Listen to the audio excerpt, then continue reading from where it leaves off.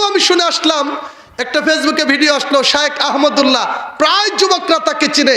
এই শায়েখ আহমদুল্লাহ কি বলছে জানেন? আল্লাহর সামনে কিয়ামতের ময়দানে নবীরা সেখানে অস্থির থাকবে, আপনার পীর কোত্থেকে সুপারিশ করবে?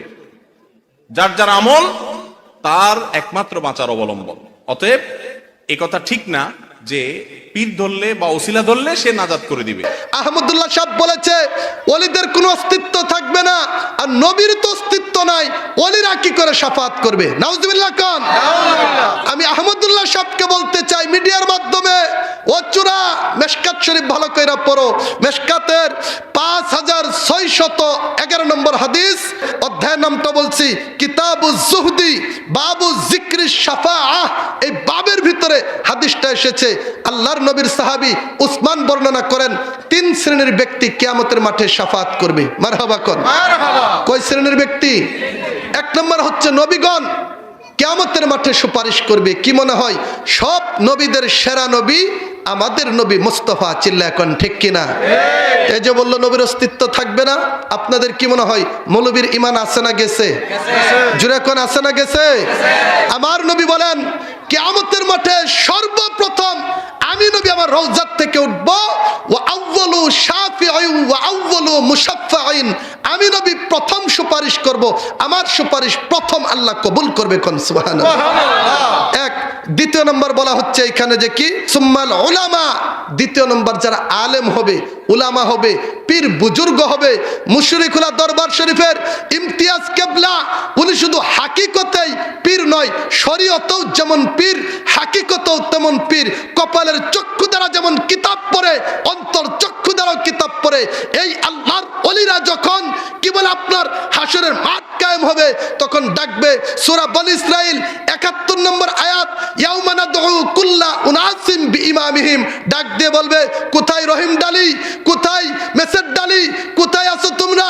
আসো আজকে আমার সাথে জামাল সাহেব, আমার কাছে বায়াত গ্রহণ করেছো। কুল্লা উনাসিম বিইমামিহিম, আমি তোমাদের ইমাম, আজকে তোমরা আমার পিছনে থাকবে, তোমাদের কিনে আমি জান্নাতে দাখিল হয়ে যাব। সুবহানাল্লাহ। কুরআন সূরা বনী ইসরাইল আয়াত নম্বর 71, ইয়াউমা নাদউ কুল্লা উনাসিম বিইমামিহিম। একটা ব্যাখ্যা এসেছে আপন আপন পীর কিয়ামতের মাঠে ডাক দিয়ে বলবে, ওহে জামাল, আমার কাছে বায়াত গ্রহণ করেছো, তরিকতের কাজ করেছো, গুড, তোমাকে ধন্যবাদ। কোথায় আওলাদ সাহেব, হাজী সাহেব, তুমি হজ করেছো, আসো আজকে আমরা একসাথে আল্লাহর জান্নাতে দাখিল হয়ে যাব। সুবহানাল্লাহ। কোরআন মানেন? কোরআন বলছে তৃতীয় নম্বর কে সুপারিশ করবে? বলেন সুম্মা শুহাদা, যারা কি রয়েছে আপনার শহীদগণ রয়েছে, যারা নিজের জীবনকে ইসলামের জন্য, দেশের জন্য যেই সমস্ত মুসলমানরা শহীদ হয়েছে, এরাও সুপারিশ করে জান্নাতে নিয়ে যাবে। কোন সুবহানাল্লাহ। জবান থাকলে আওয়াজ দিয়ে বলুন কোরআন হাদিস সত্য, আহমদুল্লাহ মিথ্যাবাদী। কথা কোন ঠিক কিনা? এই আহমদুল্লাহ হাদিস চূড়া। আমি সব সময় বলি, আর আলোচনা নয়, মেশকাত হচ্ছে আদর্শ লিপি বই। মেশকাত পড়ে নাই, কিতাবুজ জুহদি অধ্যায়টা পড়ো, স্পষ্টভাবে এখানে হাদিসগুলো আছে। শাফাআতের ব্যাপারে আল্লাহর নবী সুপারিশ করবে কাকে জানেন? জামে তিরমিজিতে হাদিস আসছে, শাফাআতি লি আহলিল কাবাইরি মিন উম্মতি।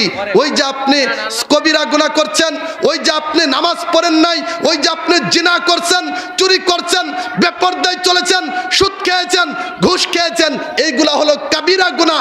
আল্লাহ নবী বলেন কাবাইরি, বড় বড় যে কবিরা গুনাহ করেছো, আমি নবী তো আছি। সুবহানাল্লাহ। আরো জোরে আমি নবী আছি। কিয়ামতের মাঠে তোমরা চিন্তা করো না, শুধু একটু ভালোবাসা রেখো, ওলিদের কদমে যাও। খোদা কি কসম, আমি শেরপুরি সাক্ষ্য দিয়ে গেলাম, কিয়ামতের মাঠে নবী বলেন আউলান নাস, এই পাগলা, তুই আমাকে ভালোবাসার কারণে তুই পাগলা, আমি নবী থাকবো যেখানে, কিয়ামতে তুইও থাকবি সেই একই জায়গায়। কন্যা সুবহানাল্লাহ। তো অতএব আপনাদেরকে আমি বলতে চাচ্ছি একটু ভালোবাসা রাখেন।